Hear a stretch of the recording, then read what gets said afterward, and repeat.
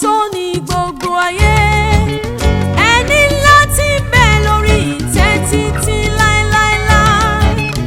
Ẹ̀mí mi bọlá fún ọ látọ̀gbun ìṣẹ̀dá mi. Mo yíká ọ̀tún mo yí tòsì mo bá rúbúrúbú. Fẹ́ni náà alápọ́nlé jùlọ ẹni ayérayé. Ìwọ ló ti bẹ, ìwọ ló sì mọ́ bẹ. Lẹ́yìn rẹ̀ kò sí mọ́ ọba títí láé. Mo sìn ọ́, mo sìn ọ́, mo sìn ọ́, mo sìn ọ́ látọ̀gbun ẹ̀mí mi. Ẹni náà ọba náà. Good day, Nigerian, wherever you're watching me. Reporting live from Dona Media TV. Person of Samuel Ojo, the managing director of Dona Media TV Limited. We are here for commissioning of new police station here in Emure. This structure was put in place to curb the crime rate in the society. Before he was elected, there has been several cases of crime in that community. That is why when he was elected, he tried all he could to make sure he put up a structure in order to curb the crime rate in the society and this community, to be precise. Láfikún ọ̀rọ̀ mi kan tí máa tún sọ ni pé nísìnyí àti ṣí police station kan ṣí sẹ́wùrì yìí jíjẹ kan ṣí fún ẹran o jíjẹ kan ṣí fún adìyẹ gbogbo alálọ́mọ ńlé ẹ jẹ́ ká bá àwọn ọmọ wa sọ̀rọ̀ ẹ jẹ́ ká bá wọn sọ ètò ń jó tọrọ nígbà tá a ti ní police station sí kò sí pé bóyá èèyàn kan gbá mi létí o mo máa lọ gbá tèmi padà èèyàn kan lè gbé jára o àti níbi táwa ti lọ fẹjọ́ sùn sí pé lágbájá ṣe nǹkan báyìí fún mi kéèyàn má gbé jára ẹ̀ lémùrin o kẹ wá sí police station kẹ report wọ́n á invite tó ń tọ̀ mọ́ wọ́n á parí ẹ̀ fún ọlọ́pàá òṣùọ̀tà wa wọ́n wá gbà wá lẹ̀ lọ́wọ́ criminal ni ẹ jọ̀ọ́ ẹ má jẹ́ kí criminal gbé láàrin wa bó jẹ́ inú àwọn tá a gbà sílé ni tí wàá wọn ta rí pé nǹkan tó ń ṣe yìí ó lè kó bá wa ẹ jẹ́ ká fi táwọn ọlọ́pàá létí bá ṣe lè fọ́lú ìmọ̀ nìyẹn tó ní síwà burúkú á jẹ́ pé ìmọ̀ràn tẹ́ máa gbà yín nìyẹn o ẹ ṣé o ọlọ́run á dẹ̀ tó ti gbogbo wa. This will change the name, the bad name that has been given to this community. So Emure is moving from bad to good. As you can see, forward they are moving. This is number one achievement of the elect king, Elemure of Emure town.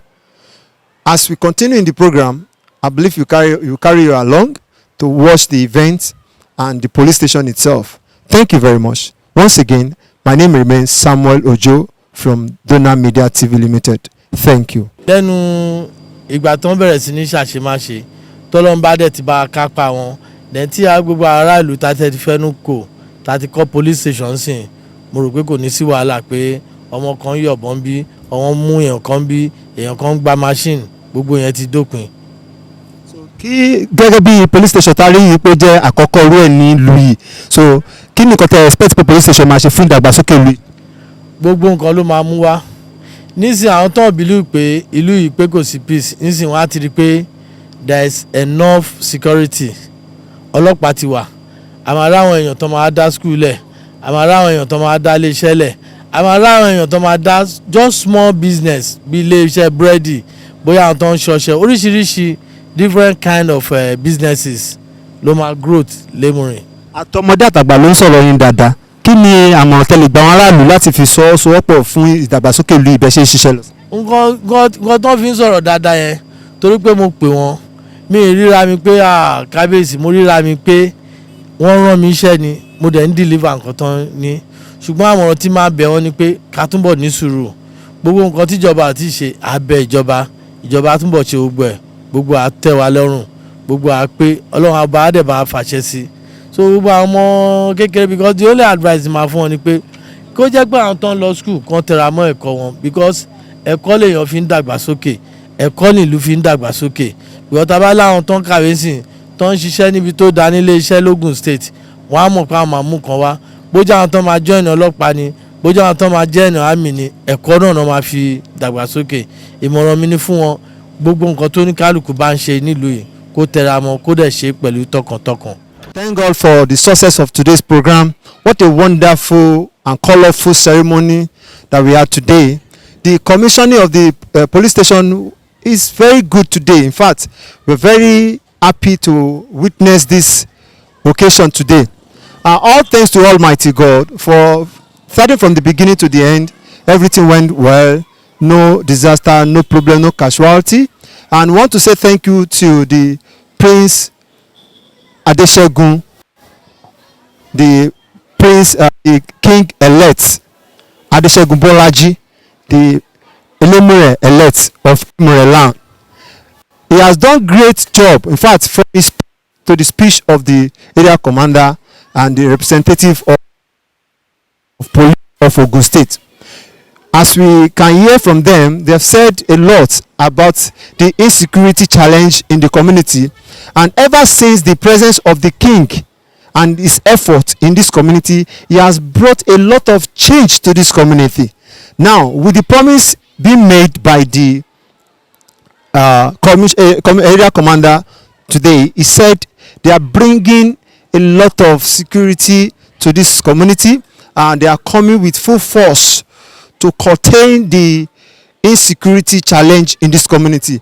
And as you can see from a testimony of all these people, they said that the king has done so much to the extent that he has sent away all the cultists in this community. And right now we have the presence of anti-cultists in this community. They have been working for the past few months now, and they have been giving them kudos because those boys are not operating. They don't have room to operate again, and peace has been restored back to the community. We pray the peace will continue by the grace of Almighty God. As you can see, the commissioner of police have said a lot of things about the security, and he promised that there will not be room for the boys to keep or hide their weapon in this community any longer. Thank God. As you can see, we want to appreciate everyone that have welcomed us, the people that grant us interview. We can't mention names, but we want to say thank you to everybody, and the Honorable Sita for his support as well, which donates the borehole. He even completes the project. We thank you all. We thank the Elemure of Imure, the elect king. We appreciate him. So in fact, they really take good care of us. The police really share good testimony about him. He has been spending so much day and night working for the security, and his expectation is all about having a good road, working together with the governor of Ogun State, proposing for good road, because he said his next plan after this commissioning of police station that has already been handed over to the Nigerian police, that his next is for having a good market in this community. We pray God Almighty will help him to deliver this by the grace of God. And he also, from his speech as well, he was pleading to the government to support, to have a good road. That would be a sign for them to have this market. Thank you all. We appreciate you. Reporting live from Dona Media TV Limited, I'm Samuel Ojo, the managing director. Thank you. God bless you.